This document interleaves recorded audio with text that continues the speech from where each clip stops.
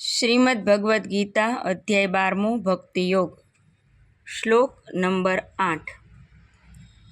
मय्येव मन आधत्स्व मय्येव मन आधत्स्व मयि बुद्धिं निवेशय मयि बुद्धिं निवेशय निवसिष्यसि मय्येव निवसिष्यसि मय्येव अत ऊर्ध्वं न संशयः अत ऊर्ध्वं न संशयः मय्येव मन आधत्स्व मयि बुद्धिं निवेशय निवसिष्यसि मय्येव अत ऊर्ध्वं न संशयः।